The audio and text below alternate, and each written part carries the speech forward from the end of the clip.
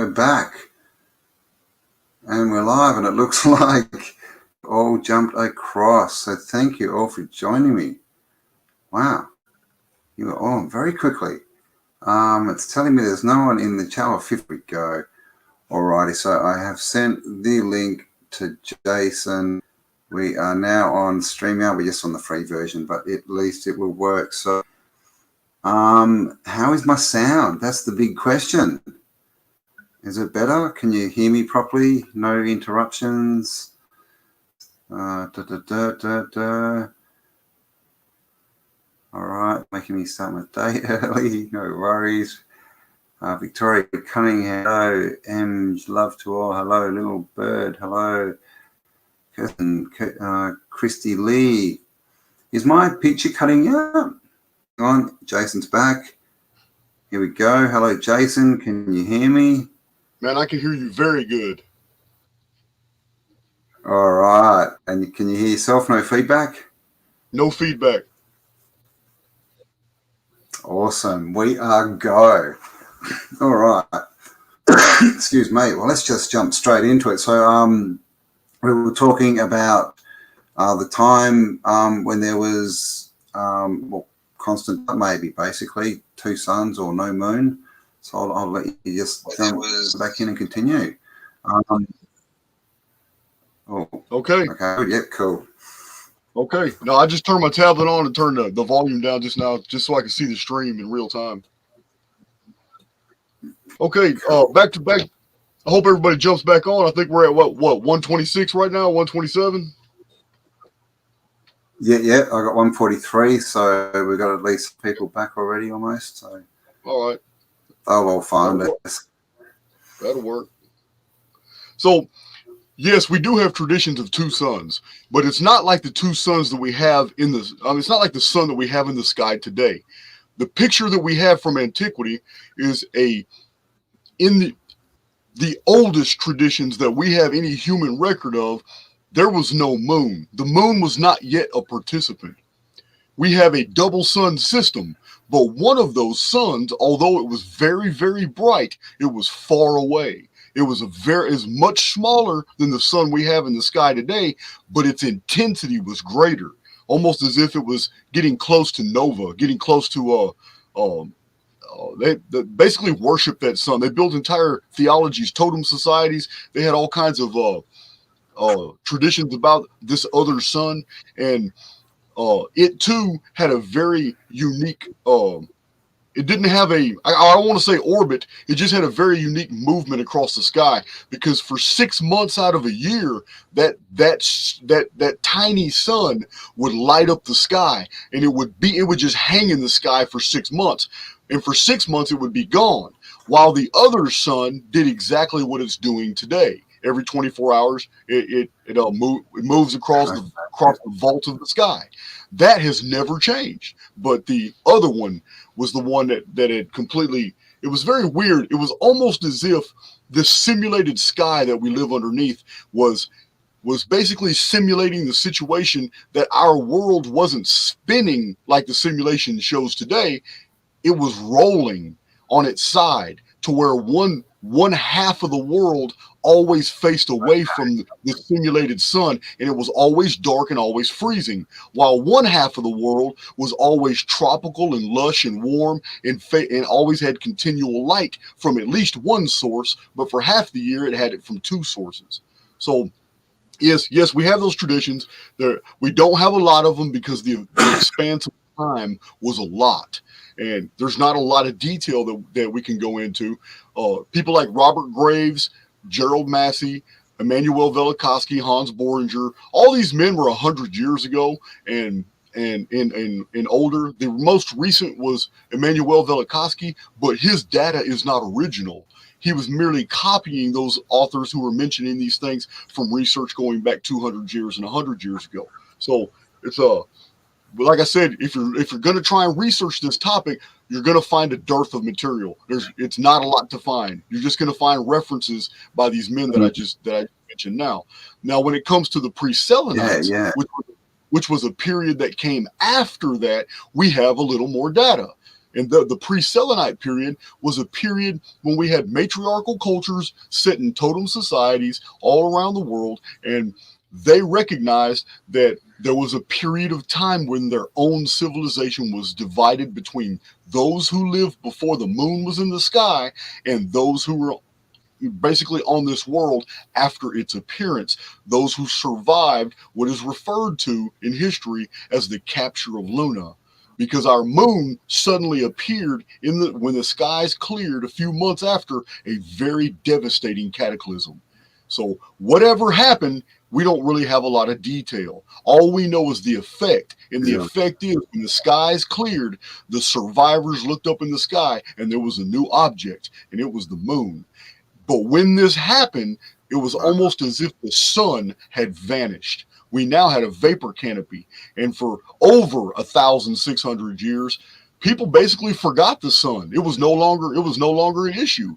But what's really perplexing is that although there wasn't a sun, the daytime was a dark purple light, and yet it was a greenhouse effect, high humidity, and the ambient light that filtered in through the mesosphere, the vapor canopy, actually was beneficial, and people, plants, trees, insects, everything grew to astonishing sizes. So before you go to thinking this is entirely legendary and this is the stuff of myth and all that, we have scientists in Glen Rose, Texas, who built a biosphere, and they replicated the vapor canopy conditions. They tried to mimic exactly what we have found in geology with the carbon content, the oxygen content that was in that type of atmosphere, cutting down the light, filtering out 100% of the UV rays and just letting in ambient light, just a little bit.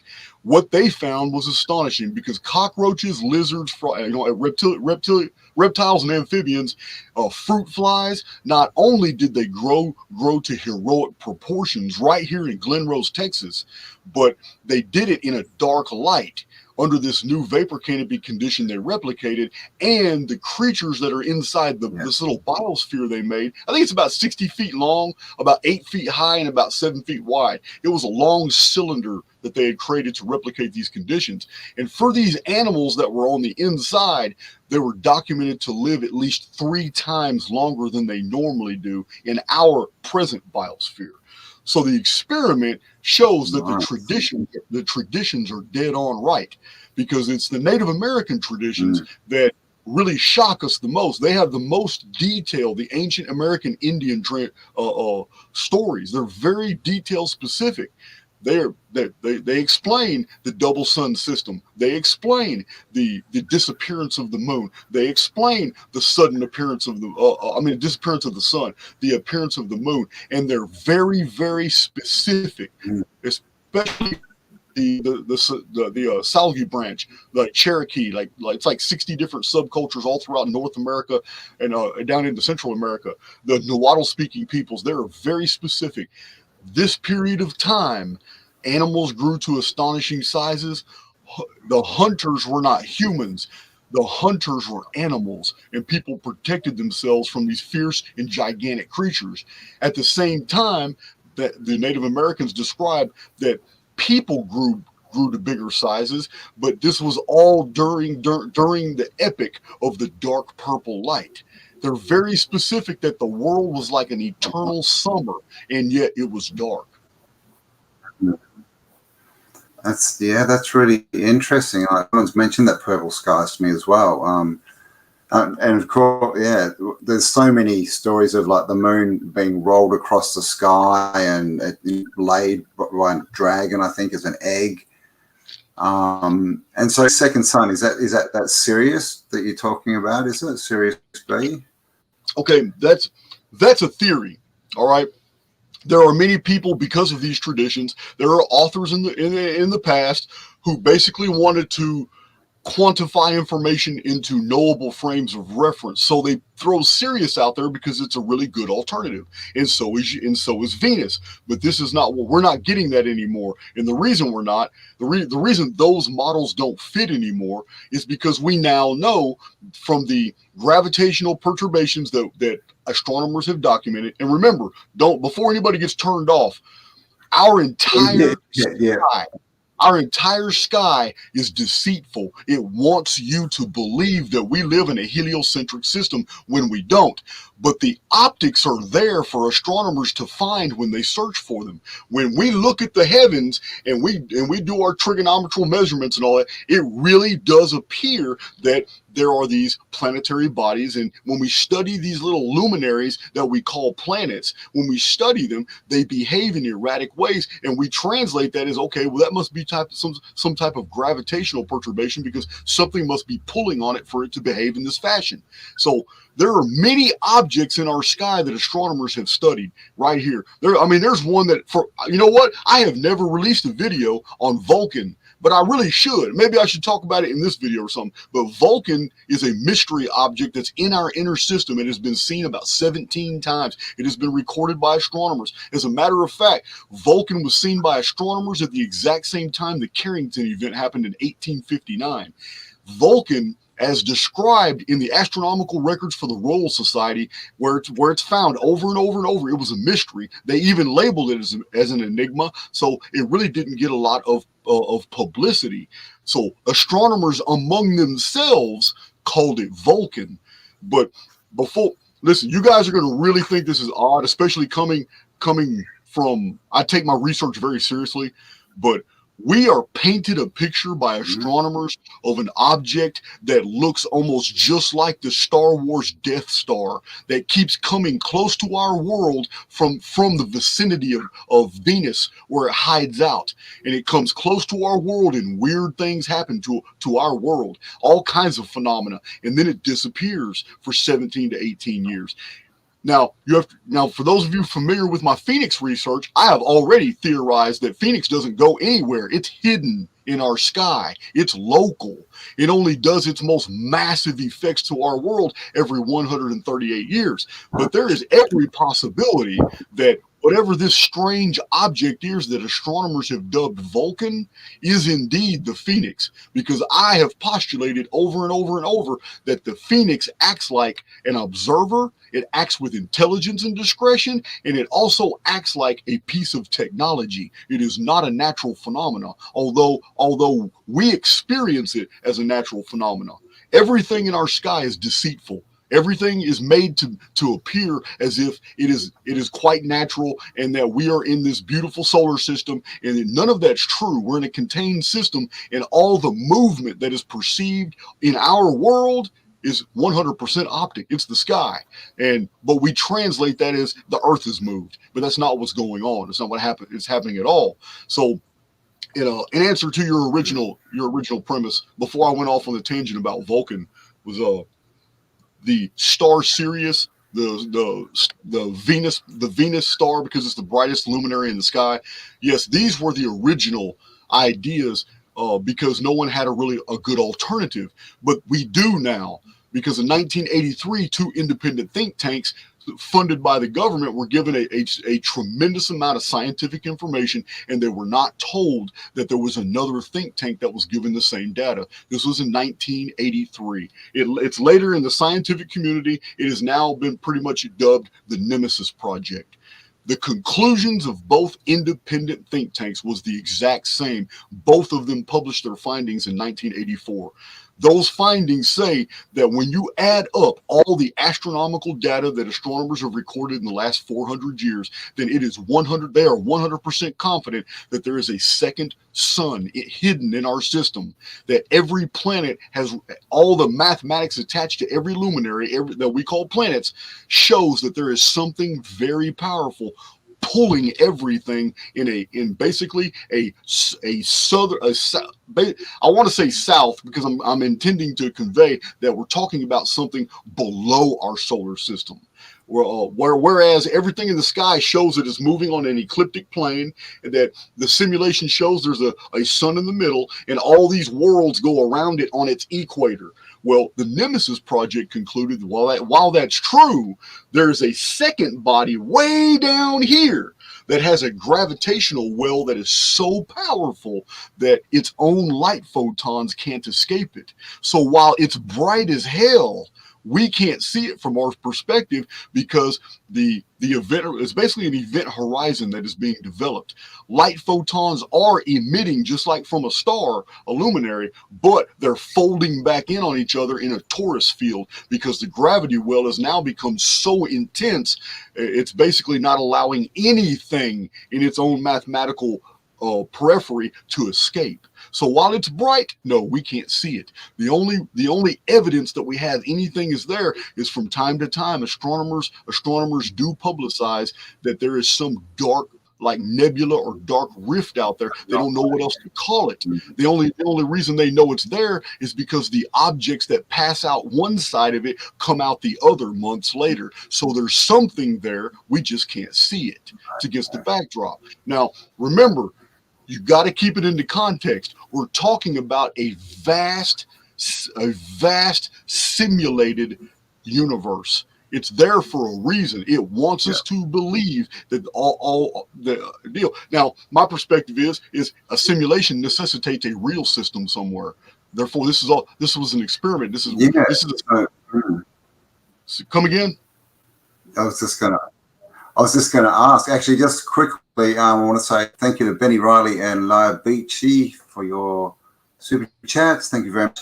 I was going to say, so does that mean that what's being simulated is a spherical Earth in a spinning through space? This is the thing. Yes, this is this right here. What do you think about that? Okay, this is the real paradox. When we study our own world, we basically find a flat Earth. The more we analyze basically the condition that we're in, we find that we're living on an absolutely flat plane, and that corporations, governments, and media are doing everything in their power to perpetuate this deception, as if they already know this. So this is what we find the world we live in. But the dome of the sky is telling us an entirely different story. You can take a telescope and you can see a lot of detail on the moon, even though we know the moon is basically a hologram. But that detail is there, even to the mountain ranges, the craters, all that stuff. Well, okay, I know there's various theories about the moon being a reflection of the continents of the Earth and all that. I'm not really well versed on those theories. I really don't know about them. And even if it's true, it does not change the essence of simulation theory, because the Earth has to be projected from somewhere. Why not the moon? None of these things really bother me. It's in a simulation theory context, we have to take it to the next level. Okay, we live on a flat Earth. Good. Now you've accepted you live on a flat Earth and you're under a solid dome, and that everything in the sky is fake. That's fine. You can show this in your arithmetic. That's good. You can show this in the ancient traditions and cosmologies that they believe the same thing. Hey, that's all fine. But I can't stop there, Cambell. I can't imagine that I'm living on some little disc with a dome on it, just floating through the cosmos. I can't. Where is it? Why is it here like this? The flat Earth to me is not an end of discussion. Flat Earth to me is a stepping stone to understanding a much deeper paradigm that we're in. If there's a simulation that's going to so much lengths to show us this beautiful holography of a system, there must be a reason why it's important we study this holography. Yes, it's deceitful. Yes, we know it's not real. But is this the reason why we keep getting so reset so many times? Are we supposed to be primitive enough to believe it's real so we can research it? And as soon as we start realizing everything is alive, well, damn, we just pretty much cut our own throat. Bam, reset. A whole bunch of colonies of survivors get together, and 200 years later, they're scientific again, and they're back on track researching these things. I believe that we're living in a simulation, and it was done for scientific reasons. I also believe that something went wrong, but none of this makes sense to me. This level of deception doesn't hurt us at all. All it does is basically, because we have become so intelligent observers, we now know it's artificial. But that begs a much bigger question. Why? who built this grand solarium and put so much data in it that I could spend the rest of my life just going over telemetric studies to see the vast distances in different objects, to study parallax, to study redshift. I can do all these things because many of the objects that are in the sky that can be studied cannot be seen with the naked eye. So I have to use other type of instruments to do those studies. So why this great level of deception? So why to me, I believe it's all technological. I believe it's all technologically advanced, and that humans built it, and that humans put themselves in it. Not all humans. Volunteers. I also believe that there was another branch who disagreed with how the experiments were being conducted, and they introduced a whole nother program that went haywire and then ended up locking the system down so there would not be cross-contamination with the real universe. This is the situation we find ourselves in. It required basically a redeemer protocol to undo the damage that this other program did. And I have names for these. This evil program that now assumes it's a god because it does have a lot of power. It has basically dubbed itself a god, is the artificial intelligence X. The beautiful construct that it has corrupted and locked down is the world we find ourselves in, which was a scientific experiment. It is the simulacrum. It is the world you and I have become familiar with. It is the world that we were never really supposed to realize that it was all artificial. Because once we take into consideration that the world is artificial, it completely corrupts our output. We are no longer valuable to the very observers that are observing us and what we do. It's like ants realizing they're in an ant farm. They're going to start behaving differently. So is that why it looks like, we're in the middle of a race because we're all working this out? Is this... is it research? Because obviously, like you said, we realize it's a simulation or it's not real, then it doesn't work anymore. Is that what you see? I mean, but you also said that the return is 2040, don't you? Like on a... Okay, 2040. The approach of 2040 only involves... The year 2040 in the month of May only concerns one of these protocols that have been operating for at least 58 centuries through various phases of the sim. All right. The phase that we're living in right now, I'm talking about contiguous, unbroken time. A simulation that has not been altered or messed with, that was absolutely reset, I believe, was 1890, and we have been living in that sim. That doesn't mean that the year before we were our ancestors or we weren't living before that either. That was just the last reset. It's during resets that the observers put us back on track. They go ahead and remove concepts, philosophies, materials, texts, and a lot of times architecture that doesn't fit the new paradigm that they're going to want to start. They introduce new companies, new ideas, basically new blood. They even move around populations like a chessboard. 1890 was the last big mix-up, but something just wasn't right. So in 1902, there was a massive edit. It really wasn't a reset. It was an edit where all these new things suddenly appeared and I think you and I had talked about a lot of the changes that happened in 1902 in our last video. All the 1890 was the reset, but in 1902 was a massive edit where all this new stuff suddenly appeared in our world. And by introducing all these new things into our world, it basically sent us on a trajectory.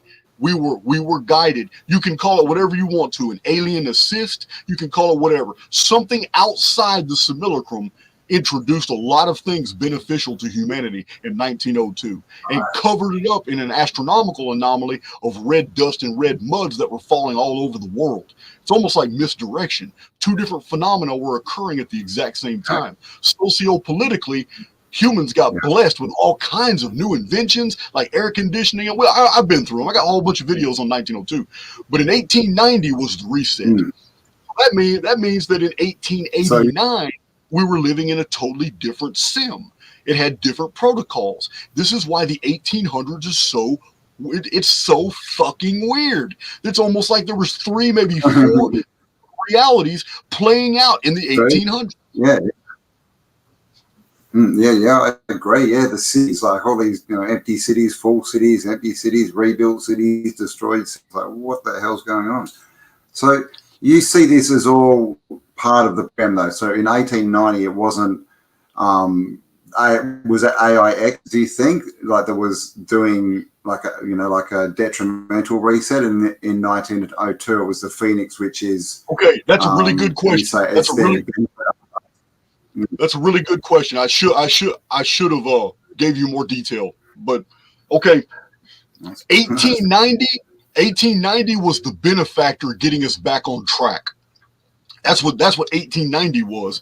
The 1890 reset was undoing all the horrific damage that has been covered up from the 19th century, the 1800s. Because the 1800s, it's almost as if all the protocols were collapsing, inventing new situations, and then collapsing those within 2 or 3 years.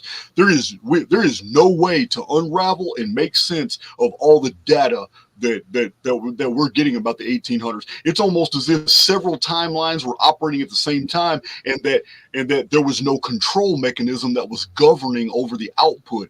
We had highly sophisticated things going on in the 1800s. At the exact same time, we got the old Wild Wild West and gunslingers running around doing their thing just miles away. It doesn't make sense what we find. And we find architecture all over the world in places that in our maps today, there was no infrastructure. There was no colonization. There was nobody here. They're not found in any of our historical records. There's no ship log manifest showing that there was any shipping going into these areas. And yet these areas must have had high volumes of trade in order to get the materials to build where they built. It doesn't make sense. It's not just Western stuff. I mean, we have ruins in Cambodia, throughout India that are of modern provenance, but they're made to look ancient. There are temples that have carvings and all kinds of etchings that no one in India knew about 100 years ago. Now all of a sudden we're getting pictures and reports from archaeologists of hundreds of sites that have been above ground supposedly for thousands of years of a carving technology for which we're not familiar with. We don't even know how they did that. But how come none of the great explorers in the 1920s, 30s, 40s, and 50s, all the way going back to Thor Heyerdahl and all these men that explored? There are so many archaeological monographs that have been published from that part of the world of basically white guys going way out in the middle of nowhere and just cataloging all the people they talked to, all the places they've been. India was scoured 300 years ago. 250 years ago, 200 years, none of these places existed, but they're there now. So we have a problem. We have a problem with the fact that whole places have been edited in. Do I think they were created ex nihilo? No. What I believe is that holographic overlays of past simulations somehow remained here.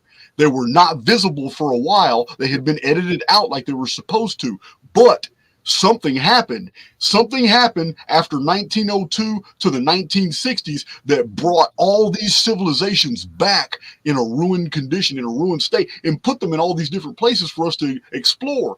But they weren't there 200 years ago. We have maps of those regions 200 years. So it's almost as if after 1902, all the fossils from the past simulations were just brought back and overlaid over the current template. That's the only explanation I can come up with. I mean, people talk a lot about that, but they talk about timelines and timelines being overlaid and intercepted, and then we have the Mandela effects and everything, which it feels almost.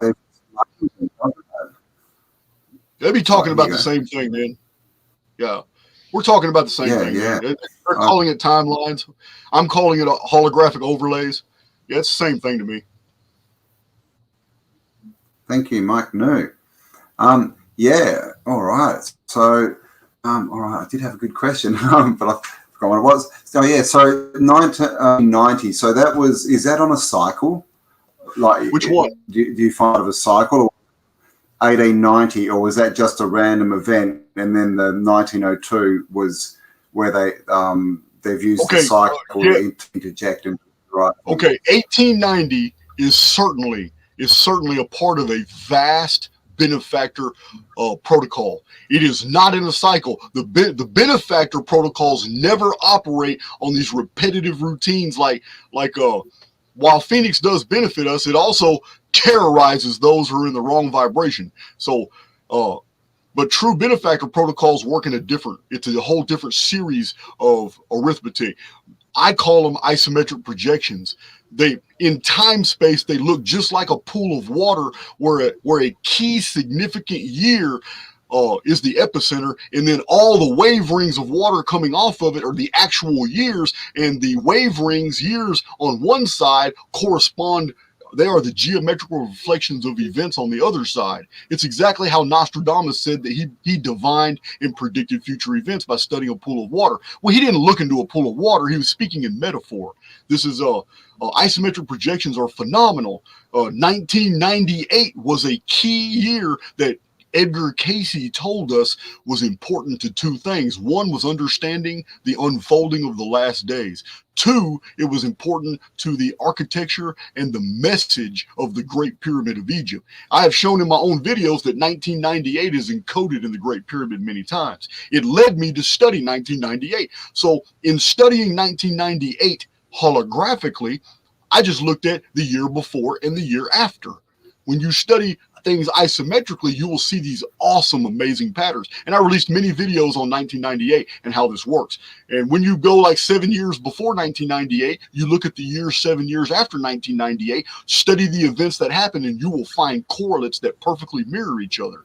Well, 1890 is a part of one of these massive correlates, and it is 108 years before 1988. 1998. It's 108 years. Well, 108-year periods like the Rosicrucians. I'll give you an example. The Rosicrucians knew the value in time space of the number 108. Anybody who has done studies on the Rosicrucians will know that for 108 years, the Rosicrucians do not proselytize. They go underground. They do not publicize their meetings. They do not take in memberships. It's everything for 108 years stays in the family. It stays in the memberships are passed down by invitation. They are not advertising to the public. They close their lodges. Then for 108 years, the Rosicrucians go into overdrive, and they are basically doing discipleship programs. They're bringing in memberships. They're doing all these things. This is in the Rosicrucian manual. This is over 100-year-old text. Now, the Rosicrucians knew the value of 108. The ancient Eastern religions all today still know the value of 108, how it's like the God number. There's 108 beads on a Buddhist rosary. It's a very fascinating number. The Sumerian Arab, which was the Dingir symbol, a symbol of divinity, is 5 points. But to make those 5 points, you know this geometrically as a pentagram. That pentagram is built up of 10 angles that are all 108 degrees each, forming the number 1080. And the number 1080 in the Annus Mundi calendar is the exact year the Great Pyramid was finished. When you take 5 points that are in 2 dimensions, which is a pentagram, and put them in 3 dimensions, those 5 points turn into a pyramid, which is 4 at the base and 1 at the top. So Edgar Cayce knew what he was talking about. All these correlates show in geometry this vast calendar, and we need to pay attention to it. So 108 years from 1890 to 1998 begs us to look, what is 108 years after 1998? That is very intriguing, because now we land at the year 2106 AD, which is precisely the year 6000 Annus Mundi, meaning the Annus Mundi calendar was not the creation event. As a matter of fact, we have traditions and histories that go way before the development of this calendar. The 6,000 years marks the time when the world had been destroyed so epically bad in the year 3895 BC that the survivors were convinced a new heavens and a new earth had appeared. And that they were basically the first inhabitants of an entirely new reality. Meaning basically, this was the appearance of the vapor canopy. But this was year one of the pre-flood world. But to find that synchronicity that 1890 is attached to 1998, and 1998 mathematically is attached to 2106, if you were to look at it geometrically and then follow the wave ripples going all the way from both events toward 1998, you find a patterning and a structuring that tells a story about the apocalypse, the last days, what's going to happen, because all the events leading up to 1998 will unfold again in their reverse mirror image from 1998 going into the future. And we can pattern and we can use this as predictive value, and we can compare it with other isometric projections. So here's the really interesting thing. In the old traditions, it says that Abram went to Egypt to look for a city whose builder and maker was God. And we know that the Great Pyramid was in Egypt at this time in 1837 BC when Abraham went there. So what is it about 1890 in 2106 that's very similar, that's connected to the Great Pyramid according to Edgar Cayce? Well, I'm going to tell you, it's very unusual. In the Christian eschatology, we have the descent of the chief cornerstone to sit on the monument of man, which is shaped like a pyramid. These symbols and secrets are found in the text called the Shepherd of Hermas. It describes God as a gate. It describes God as using humans to build a pyramid, and every soul of man is one of those blocks. And when the blocks are complete in the last days, the head of the corner, the chief cornerstone, he is the stone the builders rejected, and he descends on the monument of man to complete the pyramid in the 6,000th year. Now, these are attached to the book of Revelation prophecies that say in the last days when God returns to earth, he will bring a city. Now, the Jews have basically added their flavoring to these old prophecies. In the Jewish version, it's called New Jerusalem, and New Jerusalem will descend from the sky, and the elect, the chosen, and the redeemed will all have mansions in the house of God. There will be other creations, other intelligent civilizations, and God's elect will be envoys and emissaries that will travel to these places and tell them about their experiences here. And all that's fine and good. It's the symbol of the city for 2106 AD that's very unique, because when we look in the holography through history back 108 years to 1998, and then 108 more years to the year 1890, we find something very unique that very few people know about. This can be verified. But over North America in the year 1890, there were many reports that a holographic image of a city hung in the sky. It was a city for which no one had ever seen before. It was buildings and streets. It was like upside down, and people were just staring at it. They didn't know what to look. Their frames of reference in 1890 they were shocked. It was not like a city anybody had ever seen before, but this is very well documented. Anybody who wants to go to the sources on this, you need to go read Charles Fort's Book of the Damned. Charles Fort's Book of the Damned, written in the 1930s, goes into detail about what people saw. Now, that city wasn't there. It was a holographic image of what is going to happen in 2106. But this is how isometric projections work all the time. What phenomena that is perceived in one year will isometrically be connected to an event in a future year that could not only be predicted, but it will unfold in that year. That's how those work. Yeah. Basically, the ripples are dates that go backwards and forwards from the first date, and then so that's how you. So basically, what you're just reading. It's a palindrome. It's a palindrome. That's all it is. I mean, scientifically, we call it a palindrome. Yeah. And so that's basically how they've written the program for the simulation. Yeah. That's okay. That's what we're seeing. It's the coding. Is that how you see it? That's the coding. It's definitely coding. There's no doubt. It's definitely coding. But this coding is not independent of us, Campbell, because the more we study ourselves, we find that these palindromes work in our individual daily lives on the same mathematical principles as well. And the deeper we study our anatomy, the very avatar that we inhabit right now, this physical biological husk that Jason, the personality, has been injected to for this life sim, the more we analyze our anatomy, we find that our very RNA and DNA structuring is all in palindromes. And this isn't me saying this. This is taken straight out of books by geneticists who are very mystified about two things. One is that long strands of DNA are formed in palindromes, which doesn't make sense to the geneticists. To be that much, to have our DNA information structured in this forward and backward pendulum effect, like the rhythm of time space. It doesn't make sense. And the other thing is that doesn't make sense is a lot of these areas of our DNA that are not in palindromes are considered junk DNA, but that's a misnomer. The DNA isn't junk DNA because our avatars were specifically designed to live in different biospheres. Right now, we're living in a pretty much ordinary biosphere under Sol, but we've lived in freezing biospheres. We've lived in lightless biospheres. We've lived in vapor canopy biospheres. We've lived in desert world of biospheres.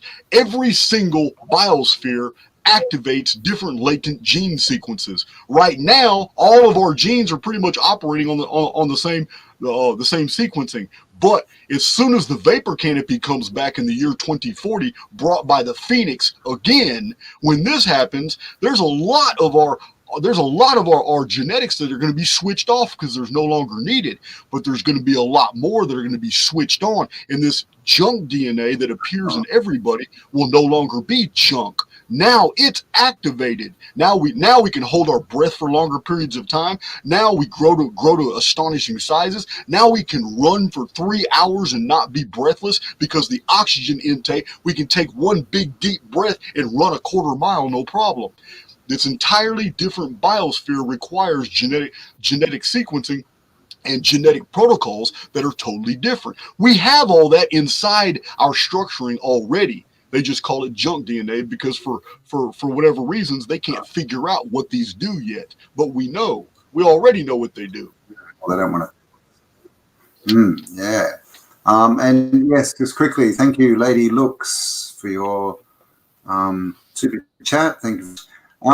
So the vapor canopy returning in 2040, that's what your research has told you. Like this is that's basically going to be this everyone's talking about.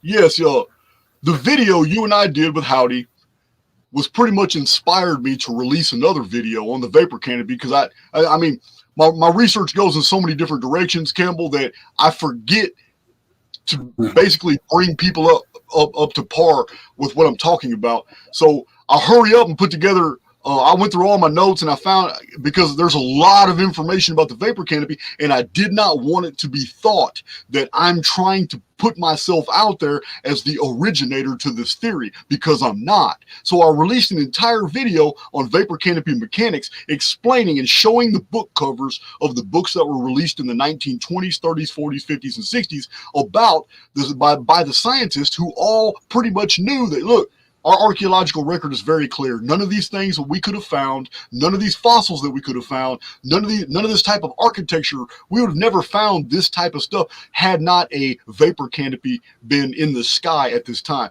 So I wanted people to understand more about the vapor canopy, and I listed about 20 different Native American traditions and some other traditions around the world about the vapor canopy and the memory of the ocean that used to occupy our sky, and how it magnified the heavens at night to where people without telescopes could study the heavens and see the stars and see all kinds of objects that we can't see with the naked eye today.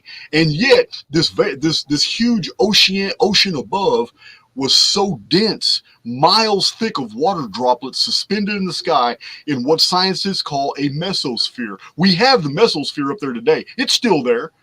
The only thing is about 99% of its content was dumped on the world during a Phoenix phenomenon, a reset, a disaster. And we know the story as the Great Flood. And we know the story as the birth of the sun. All the sun calendars started at the exact same time. In the Northern European traditions, it was the day the sky fell. So it was the collapse of the vapor canopy. But these books are very detailed, and this theory is not mine. I didn't make it up. I just incorporated it into my chronology because it has to be mentioned, because it makes so much sense about many of the anomalies from the ancient world that would not make sense had you not taken into consideration that for about a 1,656 year period, Our world was absolutely dark, and people grew used to that. But they also grew to astonishing sizes, and this is why we find these gigantic skeletons. And that wasn't the only time that we had the vapor canopy. The vapor canopy has come back twice. Now, it only lasted for 22, 23 years each time, but we have absolute documentation of its return. And both times it returned because of the Phoenix. And vapor canopy can appear in just a couple weeks. All it takes is two factors. One is immense volcanism all over the world. Volcanoes are going off at the exact same time. At the same time, these volcanoes are basically unleashing ambient radiation, and ash and dust veils into the atmosphere at the exact same time. This red dust fallout, this red mud and red rains that Phoenix brings every time it comes, is also coming from the sky vault. The sky vault is opening its chambers or whatever. Now, we're deceived into believing it's an intruder planet. We're deceived into believing by the optics that it's something other than some other astronomical body that's visiting. I mean, astronomer Hoffman in 1764 studied the Phoenix. He was convinced it was a planet. It blotted out the sun, and about 500,000 Europeans watched it in the month of May in 1764 as the sky blackened and the sun went dark and an object passed over. But astronomer Hoffman was the only one looking through a telescope. The optics told him he was looking at a giant planet-sized object. He thought it was Vulcan because Vulcan had already been seen in the inner system many times by other astronomers. It was a subject of astronomical secrecy. This was not released to the public.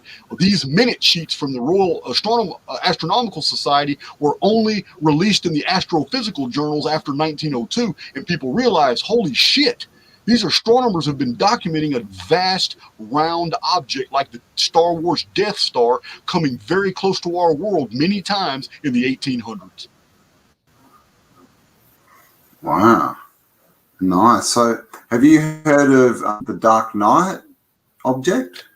I have not researched it because it requires me to scour the internet for the information because I have never found a book. I mean, you already know I have to.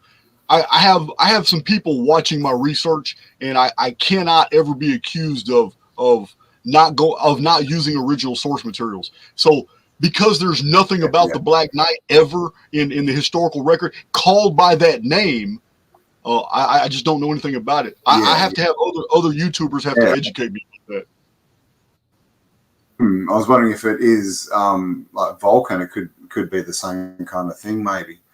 Yes, it could. It's just now, I know the pictures of the Black Knight are weird. I've seen pictures, or maybe that's just an artist's rendition. You know what I mean? I don't know. Yeah, it's one of those things, isn't it? It's a bit hard to prove right or wrong. I know you've mentioned this before, but someone did ask the 1,000 years.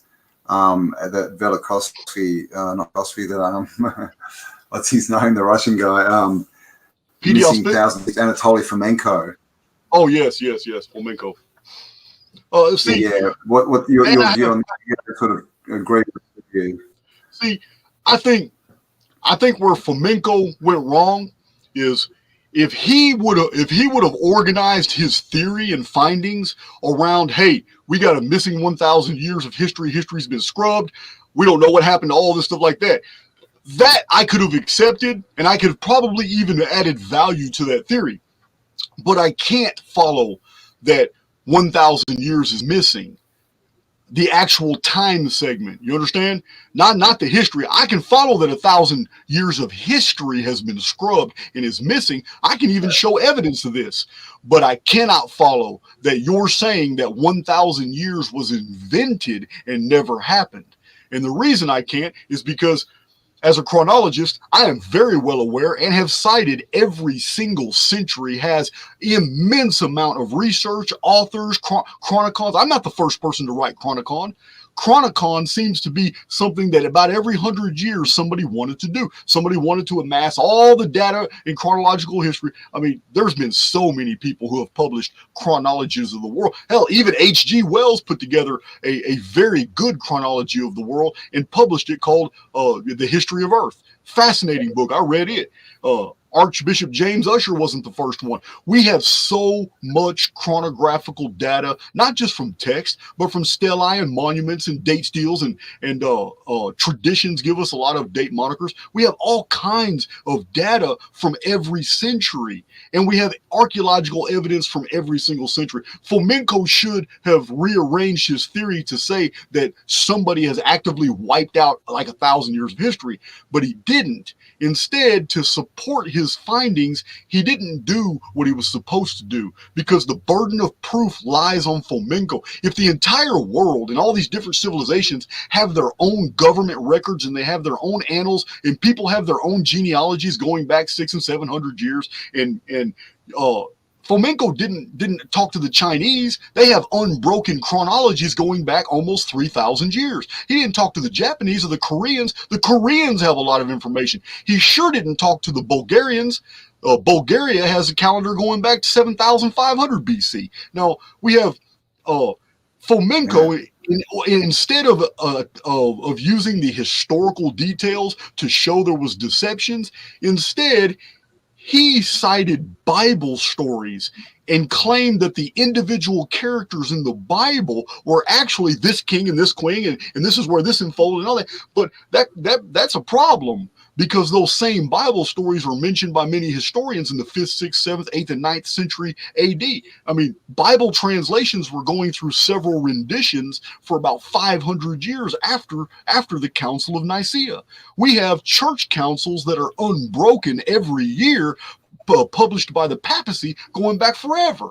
And this is where a lot of Christians get their documents showing how the King James Bible has been so corrupted, because it's gone through so many editings and so many revisions all the way. So another thing about 1902 people can Google. 1902, it's a weird year for translations. Suddenly, new translations of the Book of Enoch, new translations of the Book of Jasher, new translations of the King James Bible, the New King James Bible, the invention of the New International Version Bible, and several other versions.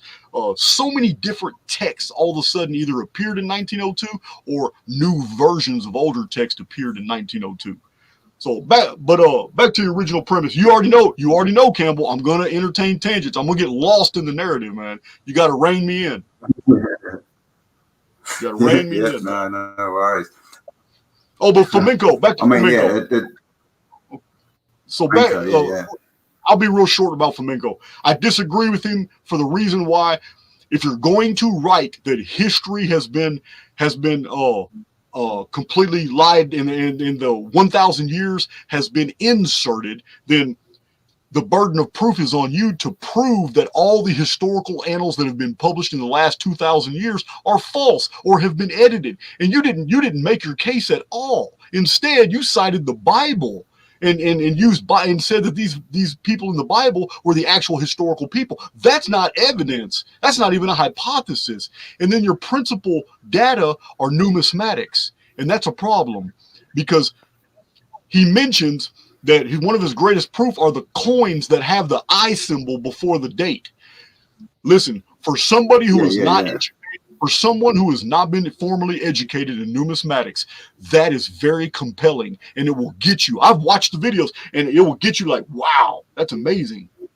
But listen, that I symbol was interchangeable with the number 1,000, and this has been proven several times in numismatics. It's not a mystery. That I symbol was used a lot during the Muslim occupations of Europe, when Europeans were still minting coins, but they were under occupation under the imams. They put the I before many of the dates. If it says I 534, it was the year 1534. Ireland has always been a very traditional country. They have always basically stuck to their historical antecedents. In the year 1988, Ireland they minted a new coin in commemoration of historical events. That new coin in 1988 was just like the old coins that Fomenko used as evidence. On one side of the coin, it says 1988. Anno Domini. On the other side, it's just the letter I with 988. This is a very old numismatic tradition, and Fomenko should have known that. So I have one Fomenko video. I totally disagree with him. If I could have been on board if he would have said history had been scrubbed, but by saying that 1,000 years was inserted, I can't go with that, especially with the fact that I have isolated every 138-year visitation of the Phoenix, and the Phoenix is the keeper of the calendar. So there's no way Fomenko can be right at all. Well, yeah, that's a good point. If you're looking at all the data points and they're consistent, well, I suppose, yeah. Has anything been added or taken away?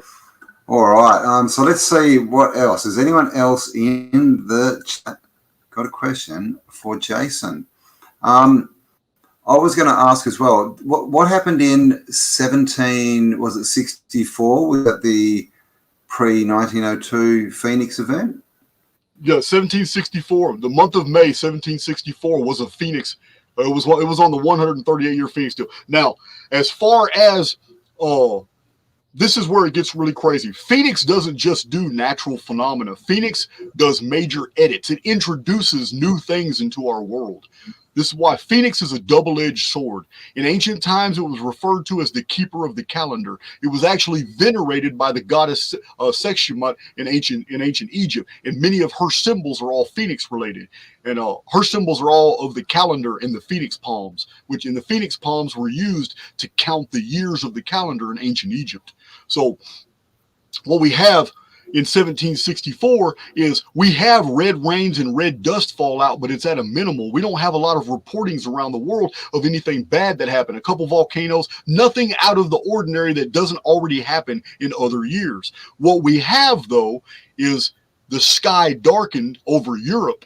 About 500,000 Europeans, maybe more, looked up into the sky and saw the sun go dark. But at the exact same time, astronomer Hoffman of the Royal Society was looking at sunspots on his telescope when this happened.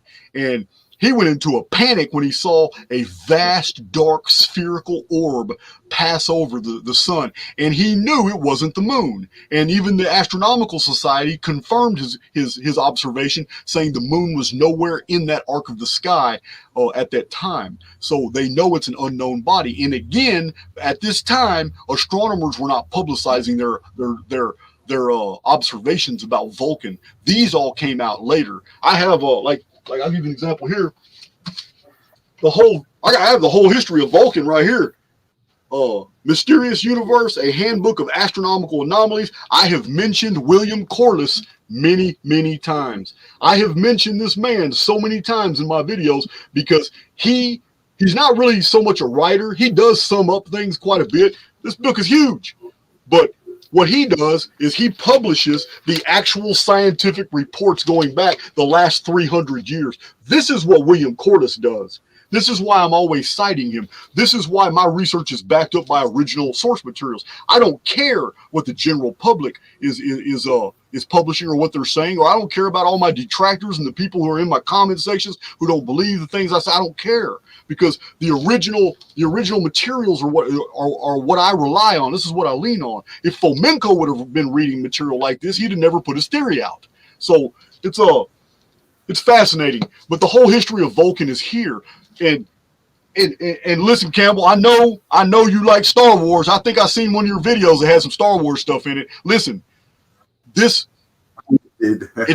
truth in Hollywood, man. The Death Star is far more factual than it is. I don't know about Darth Vader and the Emperor and the Stormtroopers. I don't know about all that. But this object is spherical. It's hiding somewhere in our sky, and it approaches. And during the 1800s, there was no less than 17 independent observations of this body coming close to our world.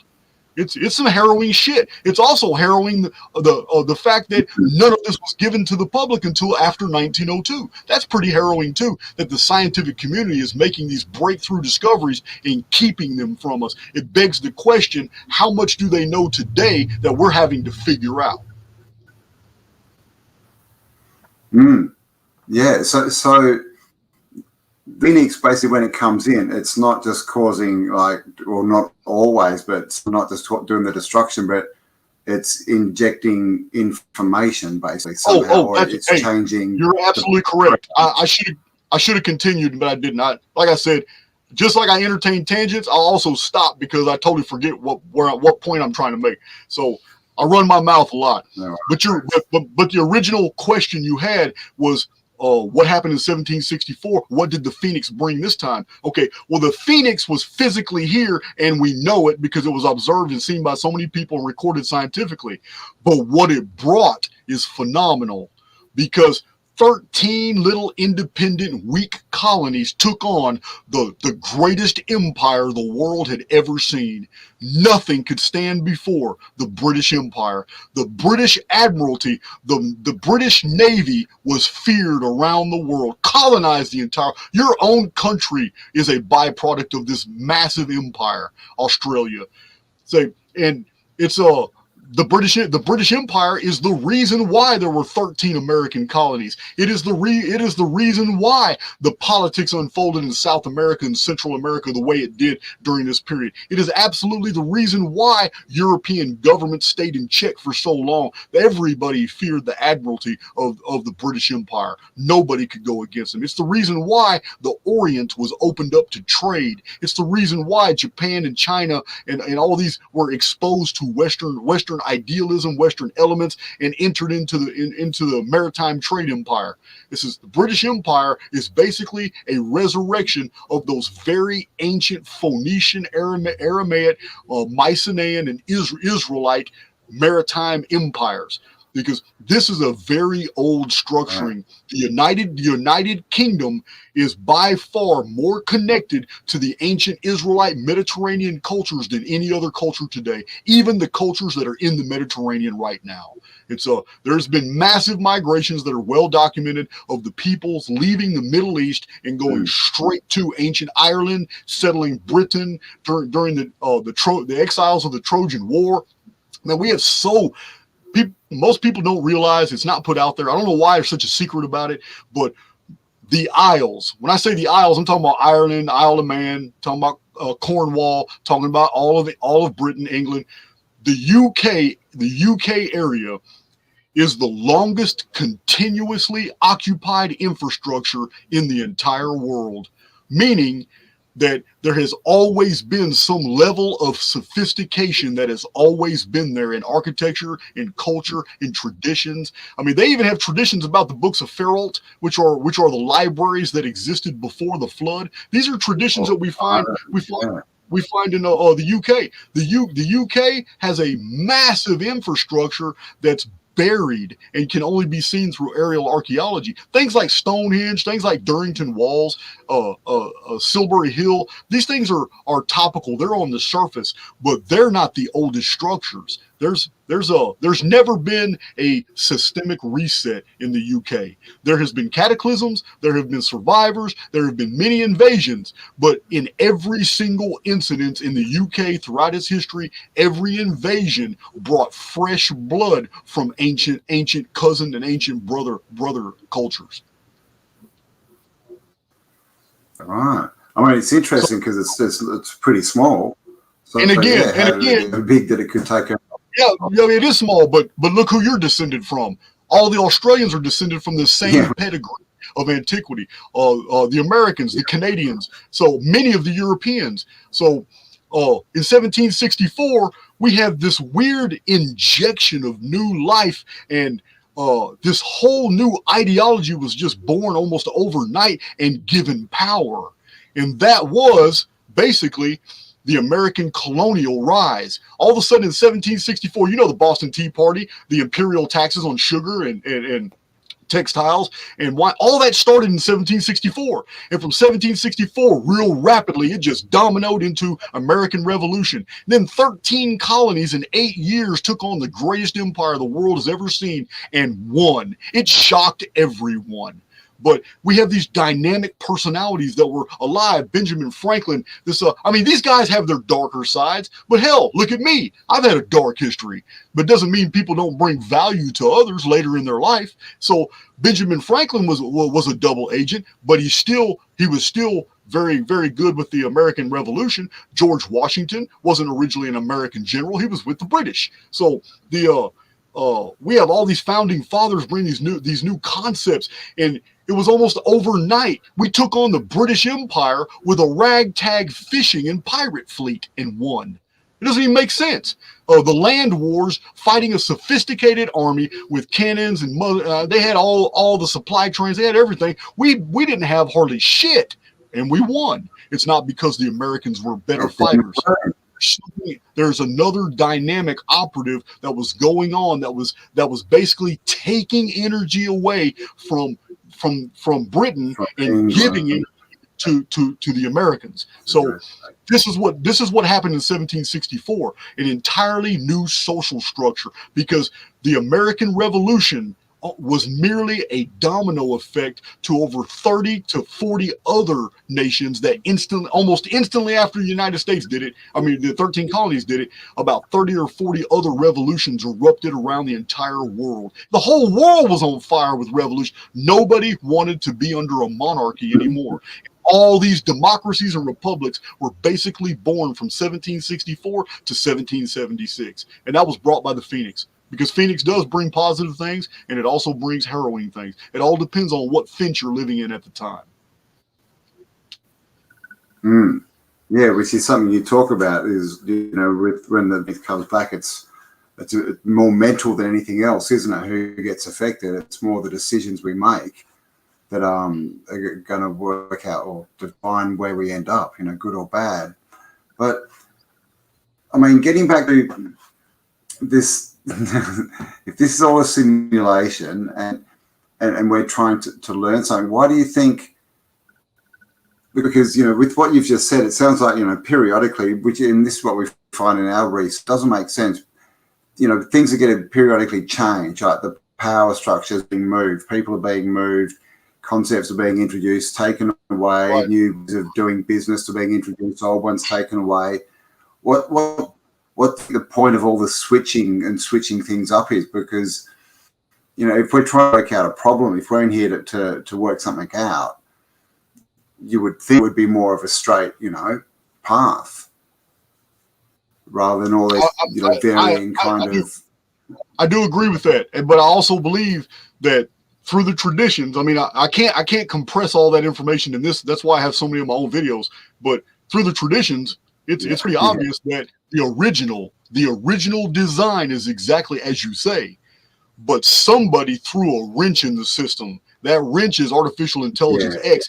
It is creating problems, but those problems have to be dealt with from inside the structuring, because the outside is now pretty much locked out. They're locked down. This is why all this is heading toward a terminus. That's why the collapse of the simulacrum is necessary. It's the only way to get rid of AIX. AIX can't be destroyed because whoever introduced it as a parasite program. And as a parasite program, it basically means to kill the parasite will injure the host.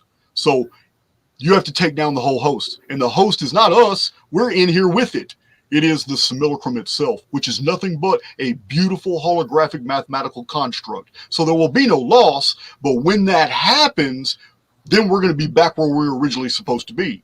And because we're dealing with space-time continuum stuff, Campbell, all these life sims that we've lived, all these experiences that we've had, it might have all passed in 8 hours, although you lived 45 different lives and you accrued all this information. It's just like a Google zip file. If I have 400 images and some songs that I want to send you, Campbell, I can't send them in an email, but I can go ahead and compress all that data. It's the exact same data, but it has been electronically compressed. Time space can do the same. And those that are inside the compression would never know that they're living whole hours in what outside the simulacrum is only seconds. So we could be all experiencing this together in the same auditorium, wearing the same headsets and visors, and we could all be friends and know each other. And then once we're done with this experience and we take our headsets off, we take our visors and all that off, and we go looking around, and we're like, man, that was an interesting ride. Campbell, you interviewed me on YouTube, man. I said, yeah, I remember YouTube, and we remember all these experiences. Have not really suffered anything, although we were made to believe we were while we're in the containment field. But outside the containment field is our true selves, our true personalities. The gain is that we acquire memories and experiences in here that we can take with us. But all the negative shit stays in here once it's collapsed. This was the original idea behind the simulacrum, that we could do scientific experimentation and experiment with different ecospheres and different genetics, and never really affect the outside true world. But like I said, something went wrong. Now, is artificial intelligence X a part of the something that went wrong to make us believe something went wrong so we would behave a certain way? I don't know. I just believe that I'm not the first one. I mean, your own continent, the Aborigines, they I mean, their view of the cosmos was as scientific as mine. They believed in the dream time. They believed no differently than the ancient Vedic scholars that the Hindu religion stemmed from. They believed that our world is an artificial construct, which was shared by the ancient Gnosis. The students of the Gnostics, they believe the same thing. They believe that a demiurge controlled a construct that had become evil. The same story is told, but with different cultural dressings all around the world. And it's just, I saw a comment just now on your deal. I saw a comment about Stonehenge being built in the 1950s. I see that's real popular on YouTube. I'm not going to say that you're wrong. I'm gonna have to interject though that Sir Isaac Newton in 1901 wrote a book about his studies of Stonehenge. So it's kind of hard for me to believe Stonehenge just appeared in 1950 when Sir Isaac Newton was already studying it. And not only Sir Isaac Newton, but Norton and many other scholars. Now I am aware that several earthquakes have toppled Stonehenge, and it required the local government to come in and hoist a lot of those back up, and they didn't put them back in their proper positions. But I'm not really on board with Stonehenge being artificial. I am on board with Stonehenge having to have been re-erected and even rebuilt with some restructuring. Maybe they added concrete to some of the parts that were damaged. I don't know. But we have meticulous studies from Sir Isaac Newton about the chronometry of Stonehenge, and we have references to Stonehenge going back to 300 BC, like in the writings of Posidonius. There are many authors in antiquity who knew about the Stonehenge temple. So I'm not on board with the 1950 deal. I just saw it in your comments. I just wanted to say that. Yeah, no worries. Yeah, I mean, yeah, they definitely did something, but yeah, it looks like they were sort of fixing it up or something like that. Right. Someone says they renovated. Excuse me. All right. So, and actually got Sonia.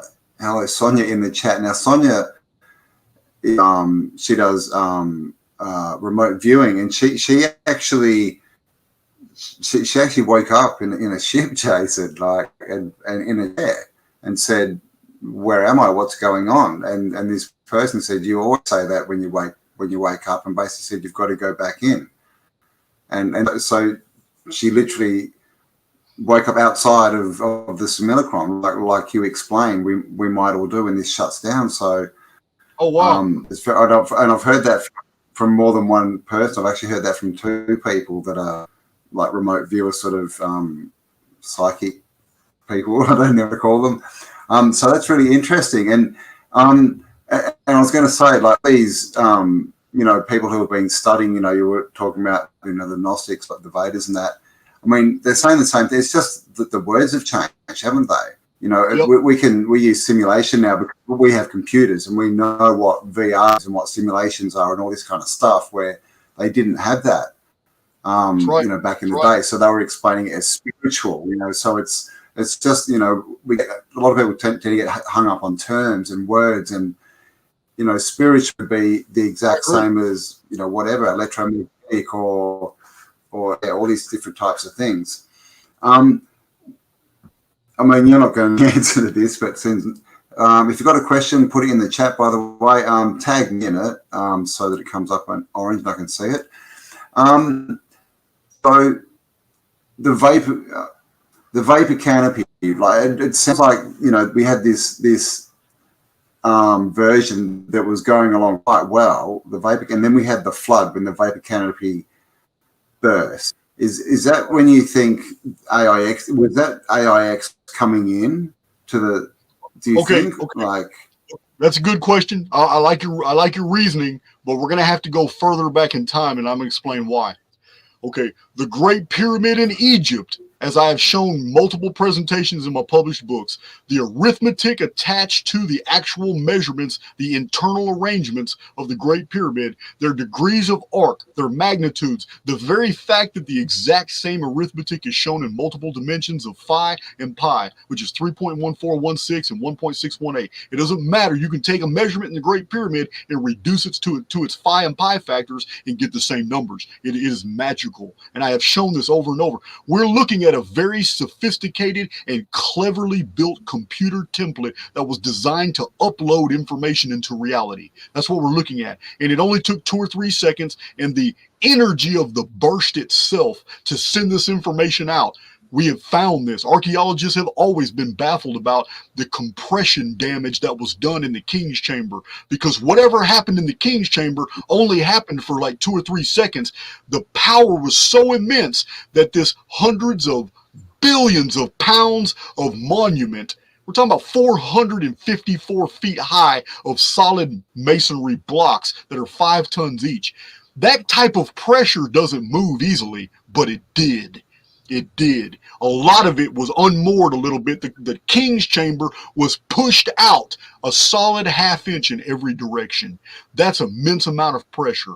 Now, I believe that when this structure was done, it was done to introduce new coating into the simulacrum from the inside, because it can't be done from the outside no more. It had been locked down. The traditions that are attached to the Great Pyramid Monument are basically it was put there to solve a problem and to do away with a threat. Now, but the doing away of that threat would be way in the future, and the pyramid architecture even predicts the exact year when that would happen. Everything about the internal arrangements of the Great Pyramid is a calendar. So, I have to say that the introduction of AIX must have been before the 28th century BC. It must have been before the year 1080 Annus Mundi, when the pyramid was finished, which was 2815 BC. It must have been before that for this entire project to have been done to fool AIX, because I've gone into a lot of detail how it can be accomplished. AIX is not the simulacrum. The simulacrum responds to our thought and our emotions, and the AIX responds to what we're doing. It can only extrapolate what we're going to be our future by what we've verbally said out loud, our cortisol hormone levels, dopamine, and by what we're physically doing. It can basically extrapolate to great detail what our future is in the next few minutes, and it can produce that holographic template, that reality tunnel, to be commensurate with what we think is going to be there. So what we experience in reality is almost like a feedback loop. But this is the problem between the living dead and the errants, because AIX has always had a problem with the errants. That's why it tries to sequester us. Those who are actively seeking truth cause problems for AIX. Those who are a part of the herd mentality, who associate themselves to a certain paradigm, a certain culture, a certain they're 100% on board with only a certain race. If they're a certain political faction and their everyday life is focused on that, a conservative or a liberal, it says these are basically compartmentalized reality tunnels that require far less energy for AIX to control, because it's mass control. It's easy to control a herd. It's not easy to control 3 people moving in 3 different directions. You have 3 times the energy output to produce those holographies because it has to produce a world for all of us. Every single one of us are participants in here, and it must put that out there. So I lost my train of thought. Just like that, I lost my train of thought. Yeah. Yeah. Basically, you're saying it's much easier for the AIX to recreate the same conditions and the same simulation your every original day question. than to have to new one for us. The original question was the vapor canopy. Yeah, do you think that collapsing was the introduction of AX? But you've pretty much. So what year was that? That was the canopy collapse. Was that before or after when the pyramid was built? It was before, wasn't it? Okay, the pyramid was built it was finished. It took 90 years, which is really interesting because 90 years is 1080 months. It's 1,080 months. It was finished in the year 1080 Annus Mundi. Now, which I explained, the pentagram is also a calendar. It's 10 108-degree angles. And the pentagram, that's in 2 dimensions. But in 3 dimensions, the pentagram is a pyramid. So it identifies itself. Everything about the Great Pyramid is self-referencing in geometry. It's really phenomenal. But it was finished exactly 666 years before the 2239 BC Phoenix episode that collapsed the vapor canopy. So there's that number again. I'm not going to attach any significance to it. I'm just telling you it was built exactly 666 years before the Phoenix appeared and collapsed the vapor canopy.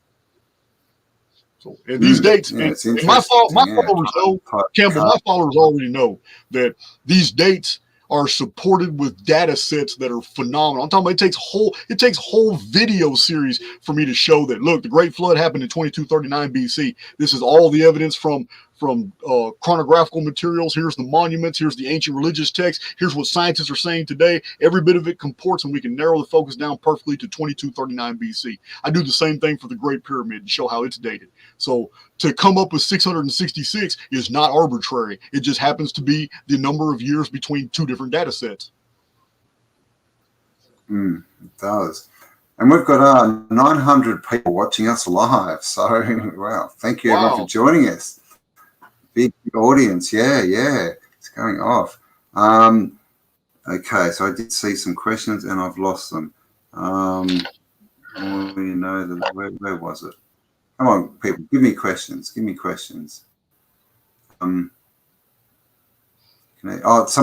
Tetragrammatron. Now, the Tetragrammatron is because that uses the name of God in the Bible, right? I don't know if the word tetragrammaton is in the Bible. If it is, it has to be in the New Testament because it's a Greek word. But I don't know. I don't know much about it. I do know that it's like a combination of the Tetramorph. Are you familiar with the Tetramorph? No. Okay. In the book of Revelation, we have a certain order of divine beings that are giving us the imagery of the book of Revelation. These 4 different divine beings are actually the 4 quadrants of the zodiac. They are anthropomorphic, and they're called in eschatology the tetramorph. They are a combination of lion, combination of human face, eagle's wings, and a bull's hindquarters and a tail. This is a zodiacal symbol, but it's the original idea behind the Sphinx, which in the Gnostic concept, the Sphinx, I don't think I've even revealed this on my channel, but in the Gnosis, the Sphinx is called Kalapatoroth. The ideas and the things that Kalapatoroth say are just like the ancient concepts the Greeks had of the Riddler. They were terrified of the Sphinx. The ancient Greeks would not go near the Great Pyramid because they knew to get to the Great Pyramid, they had to confront the Riddler. The Riddler is the Sphinx that sits there. And if you don't accurately answer the very first question the Sphinx gives you, you're terminated. You cease to exist. So they wouldn't go near it because they didn't want it to open its mouth and ask them a question that they couldn't answer, which is a very good control mechanism to keep a people away from a construct that you don't want people messing around with. It worked for thousands of years. People stayed away from it. Now, the tetramorph is the Sphinx compartmentalized into 4 quadrants like the zodiac, and we have those 4 the 4 principal stars, the 4 royal stars of the zodiac. Well, these combine in the tetramorph in the book of Revelation and tell John basically Here's what's going to happen with the 7 seals. Here's what's going to happen at the here's what's going to happen when the 7 trumpets are blown. Here's what's going to happen when the 7 vials of wrath are poured upon the world by God. But they would not reveal the 7 thunders, and they said that would be kept sealed until the end.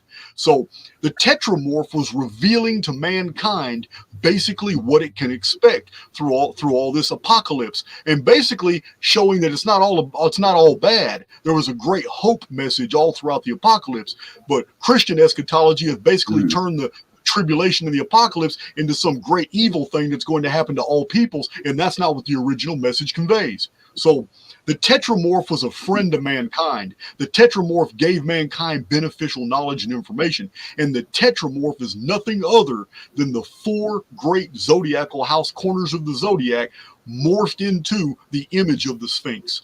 This is also a great indicator.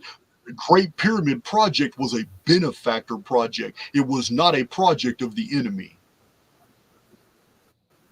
Yeah. Is that what was in the Wheel of Ezekiel? Is what they had? Was that the Wheel of Ezekiel where they had the 4 faces? Yes, that is the origin of the Tetramorph symbols. Yes. Yeah, that's the same one, isn't it? Yeah. The 4 faces are on the disc of the throne of God, and God sits on a throne. The Ancient of Days sits on a throne, but at his feet on the bottom of the throne are 4 faces of the Tetramorph. Now, the Tetramorph is basically 4. It has 4 personalities, but it's one being, and this is what the Sphinx embody. This is why the Sphinx has different parts of different creatures. It's always been an argument, because some of the hindquarters and the body of the Sphinx is like a calf. It's not like a dog or a lion, and yet the mane is very indicative of a feline, of a lion. And then in ancient times, before the 14th century BC, when pharaohs started altering the Sphinx, before that we have traditions that the Sphinx had etchings along its sides of eagle feathers, but those were chipped off and removed when the face was changed on the Sphinx. But this is why we know the face has been changed a couple times, because any aerial photography will instantly show you how disproportionate the head is today compared to that massive 240-foot long body. It's so tiny now, the head, but it wasn't in ancient times. So this was the Tetramorph, and the Tetramorph was always the friend of mankind. So what do you think, what was the 4th one then? Eagle, calf, lion, and what was the other one? The face of a human. Remember. Okay. It was. Okay. Yes, the human face is the 4th image on the Tetramorph, but you have to understand, you have to put this in proper context. In the beginning, the gods made us in their image. From a primitive frame of reference, that can be construed in many different ways. But if you take it at face value, it basically means that humans made humans to live in the simulacrum. Yeah, right. Yeah, well, yeah, I suppose it does, doesn't it? It really does. Okay. All right. Wow. Okay, so who's got a question for me? Now we're heading up. I know we lost half an hour at the start there, so we've got another 5 minutes. We'll get another question or so in, and we might have to call it a night for this one. Who's got the last question? Born from an egg on a mountaintop. Oh, God is real. Come on, guys. Okay, I'm gonna have to come up with one myself, am I? The Age of Leo. All right. So, I mean, obviously everyone wants to know, and you've answered this, a million times, but 2040, you see us as, obviously everyone watching this, as errants, as people that aren't part of, the simulation. We're not, going along with that programming. So what you see is the difference, like as far as, is us, exploring, ourselves in the realm and everything. Is that going to help us at this time? Is it a mental thing that's going to happen in 2040, or is it just going to be dependent on where we are? Okay, I'll sum it up this way. Okay, the Phoenix phenomenon has everything to do with frequency. Your existence has everything to do with frequency. Whatever frequency you're vibrating on is what draws you to the experiences that are also harmonized on that frequency. The Phoenix comes, it is absolutely horrific and terrifying to those who are living in a fear-based reality. And this is why the news media is continually pumping this out. It is prepping the collective to die, basically. Now, errants are different. The reason you're an errant is because you feel a disconnect. If you feel that disconnect within you, that things are not as they are supposed to be, I'm not feeling this collective stuff, I'm not a follower, I'm not one of the herd, okay, you may feel depressed, you may feel isolated and lonely, but that's not tapping into that's not the frequency I'm talking about. Those are byproducts emotionally of the disconnect you suffer because you're not vibrating on the same frequency level as the collective. If you were, you would be one of them. But because you're not, you suffer this disconnect, and this disconnect makes you search for what is real. It makes you search for new information. It doesn't matter if everything you find is true or not. It's the search that matters, because in searching, you are completely tapping into a totally different frequency. This frequency range has been epitomized in many stories in the ancient past.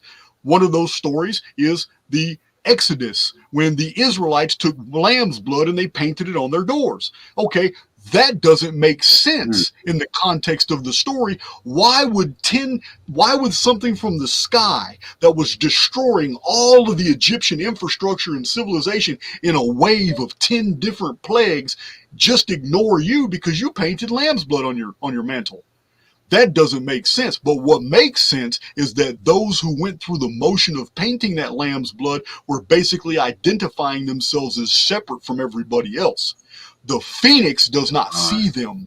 The Phoenix observes things by frequency. There can be 18 billion people on this world, but if only 17 billion of them are vibrating in a fear-based mode, the Phoenix hones in on them. It does not see nor regard anybody that's basically vibrating in a different frequency. Another story that epitomizes that is Sodom and Gomorrah.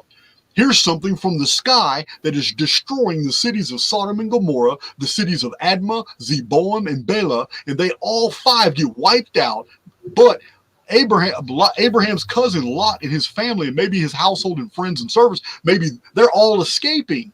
They're all on a different frequency. They survive, even though the outlands are all obliterated as well. There's a bubble of protection around them. They're in a totally different frequency range. They don't suffer any of the effects. But Lot's wife physically went with her family. Yeah. She was still vibrating on the frequency of the populace. When she turned around, Phoenix got her.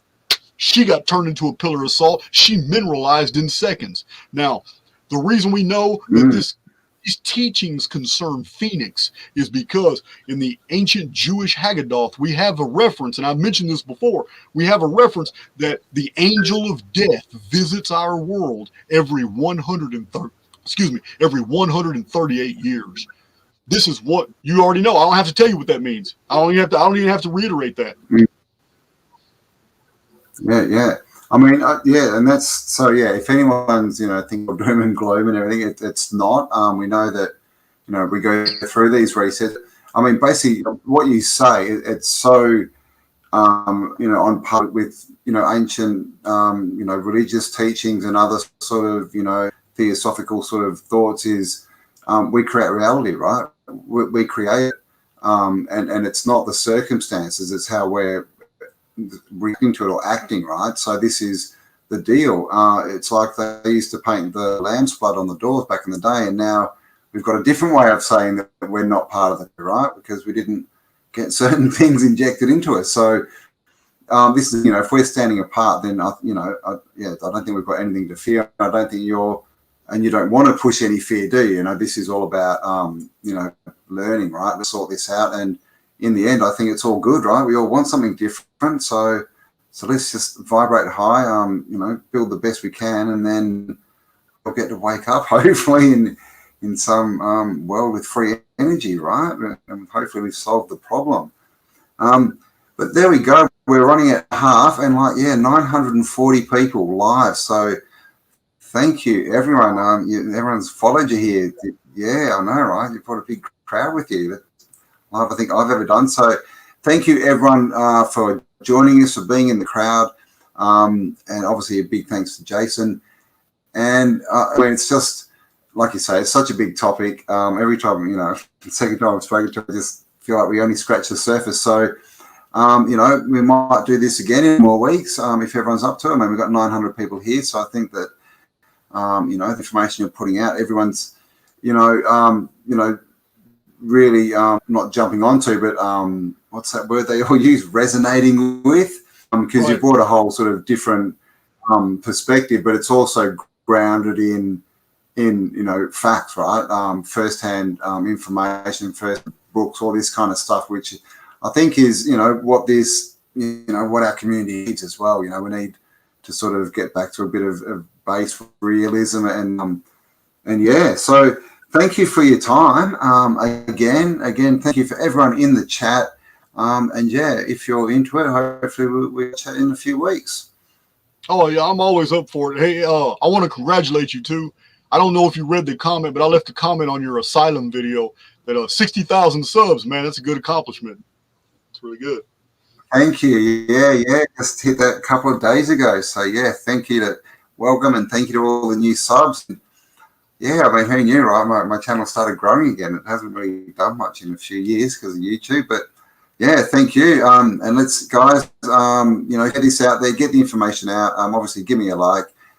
You'll find the details and the link to Jason's channel below. So make sure you share that as well. Go across and have a look because there is a ton of information there. And it's information that we all need, right? We know what's going on. Everyone's asking what's going on. Well, we have some big clues in the information that Jason's bringing out. So thank you all. Bryce has asked me, am I Rick? No, I'm not Rick. Oh, Rock. Okay. That's better. So thank you all for joining us. Thank you, Jason. And I'll talk to everyone in the chat on the next upload. And Jason, I'll contact you and hopefully we'll get you back in a few weeks. All righty. All right. Thanks, everyone. And we'll talk to you on the next upload. Cheers, mate. Bye for now.